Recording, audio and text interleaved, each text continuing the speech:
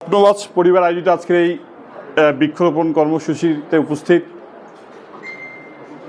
অবশ্যই স্বপ্নবাজের উদ্যোক্তা আবু সাইদ শাকিল, এখানে আমাদের সম্মানিত শিক্ষক অধ্যাপক জুলফিকার ইসলাম ভুট্টু স্যার আছেন, উনি চমৎকার বক্তব্য দিয়েছেন। প্রিন্সিপাল স্যার অধ্যাপক মোজাফফর হোসেন, উনিও চমৎকার বক্তব্য দিয়েছেন। আসলে শুরুতে আমি বলতে চাই যে স্বপ্ন দেখতে দোষ কি, স্বপ্নের আবার শেষ কি? এটা কি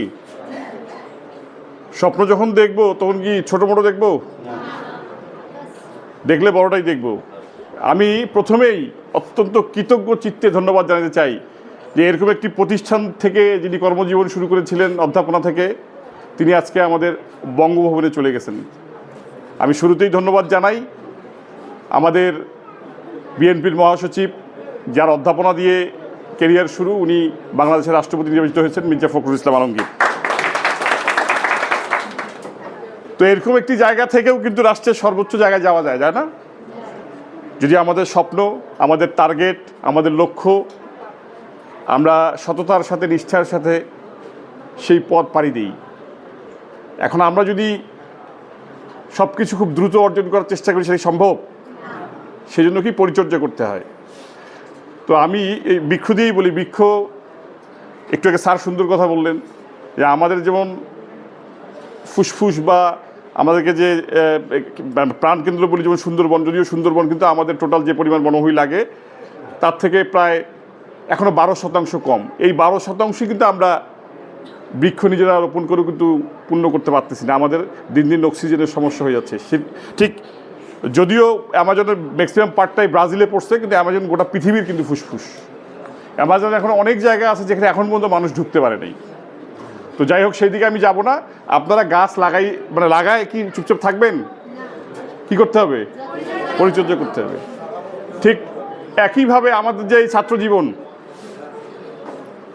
স্কুল বা কলেজে ভর্তি হলেই কি আমাদের কাজ শেষ? বই পুস্তকের মধ্যে মনোনিবেশ করলেই কাজ শেষ? আমাদেরকে আরও অনেক কাজ আছে, এর পাশাপাশি করতে হবে। আমি জানি 3 ঘন্টা ধরে অনেকেই আসছেন, আপনারা আমাকে কি 2-3 মিনিট সময় দেবেন একটু? নাকি খিদা লাগছে বক্তব্য শেষ করে দিই? হ্যাঁ, তাহলে আমি একটু চাই যে সবাই একটু আমার দিকে তাকান। আমি বেশি কথা বলবো না। কথা হচ্ছে কি, আমাদের ছাত্র যারা আছি আমরা, তো তারা তো আমরা কি করি, আমরা বায়াসনেস হই যে আমরা এত, যেমন ও স্বপ্নবাজ পরিবার অবশ্যই আমাদের জাতীয়তাবাদী পরিবারের অন্তর্ভুক্ত, এবং আমি যেহেতু জাতীয়তাবাদী আদর্শে বিশ্বাসী ও দাওয়াত করছে, এই জন্য কিন্তু না করতে পারি নাই। তো এখানে বাংলাদেশে অনেক রাজনৈতিক দল আছে, থাকতেই পারে। তো আমাদেরকে আসলে সরাসরি কোনো দলের কথা চিন্তা করলে হবে না, আমাদেরকে আমাদের ইতিহাস জানতে হবে, এই জন্য লেখাপড়া করতে হবে।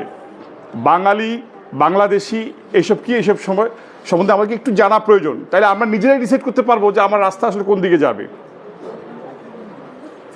আমি খুব দীর্ঘ কিছু বলবো। আমি ধন্যবাদ জানাই যে আমাদের একজন কাজী নজরুল ইসলাম ছিলেন, যিনি ব্রিটিশদের বিরুদ্ধে আন্দোলন করেছে, পাকিস্তানের বিরুদ্ধে আন্দোলন করছে, এবং কাকতালীয়ভাবে তাকে হয়তো ওই সময় শেখ মুজিবুর রহমান সাহেব মরহুম, উনি দেশে আসার আগে ইন্ডিয়া থেকে জোর করে বাংলাদেশে নিয়ে এসে জাতীয় কবি উনি ঘোষণা করছে।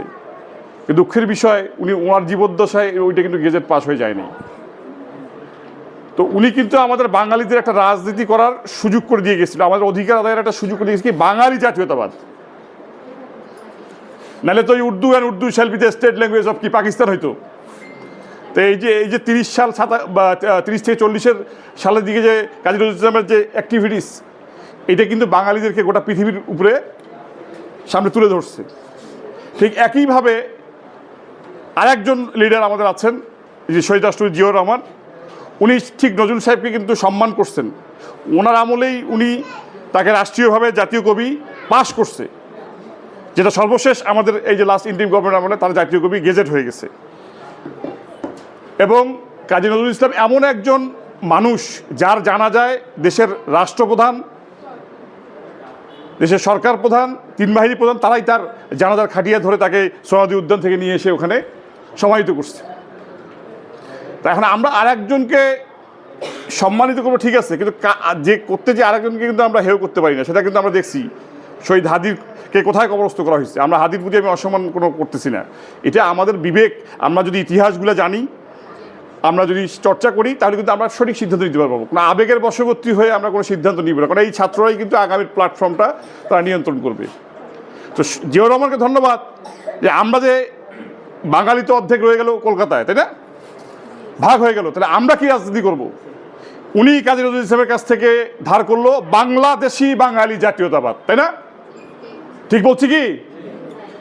এই জন্যই আমি কোনো দলের না আগে, আমি জাতীয়তাবাদী পরিবারের লোক, আমি জাতীয়তাবাদে বিশ্বাসী, আমি আমাদের স্বাধীনতায় বিশ্বাসী, আমাদের সার্বভৌমত্বে বিশ্বাসী, আমাদের এই দেশকে রক্ষা করতে হবে, দেশকে ভালোবাসতে হবে, দেশের জন্য কাজ করতে হবে। সেই জন্য সবচেয়ে আতুরঘর কোনটা? আমাদের এই শিক্ষা প্রতিষ্ঠানগুলো। আমরা বাংলাদেশকে ধারণ করব এবং সর্বশেষ দেশনায়ক তারেক রহমান কি বললেন? সবার আগে। এবং উনি অনুধাবন করেছেন যে গাছ ছাড়া কিন্তু আমাদের এই পরিবেশের ভারসাম্য রক্ষা করা সম্ভব না। তো আমি খুব সংক্ষেপে আসলে এই গাছের গুরুত্বটা, আমাদের ইতিহাস এবং ঐতিহ্য এবং পরিবেশের সাথে কি একটু তুলে ধরার চেষ্টা করলাম।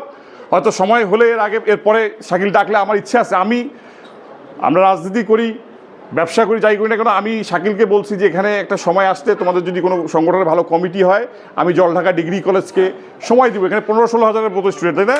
এটা বিশাল জায়গা। এখান থেকে ওই সময় ঠাকুরগাঁ থেকে যদি একজন বঙ্গভবনে যাইতে পারে, তাহলে আমাদের জলঢাকা ডিগ্রি কলেজ সরকারি কলেজ থেকে কেন একজন বঙ্গভবনে যাবে না আগামীতে? কি তাহলে শুরুতে আমি কি বলছিলাম? স্বপ্ন দেখতে দোষ কি, স্বপ্নের আবার শেষ কি? তাহলে এখান থেকে একজন বাংলাদেশের রাষ্ট্রপতি হবে কি না? ধন্যবাদ। আমি আর বক্তব্য দীর্ঘায়িত করবো না। এতক্ষণ আমার অত্যন্ত মনোযোগ সহকারে আমার বক্তব্য শোনার জন্য ধন্যবাদ জানাই, শাকিলকে ধন্যবাদ জানাই। এবং এরকম আয়োজন আমাদের পড়াশোনার পাশাপাশি আমাদের পরিবেশকে, সমাজকে সমৃদ্ধ করবে আশাবাদ ব্যক্ত করে সবার সুস্বাস্থ্য কামনা করে আমার বক্তব্য শেষ করছি। আসসালামু আলাইকুম।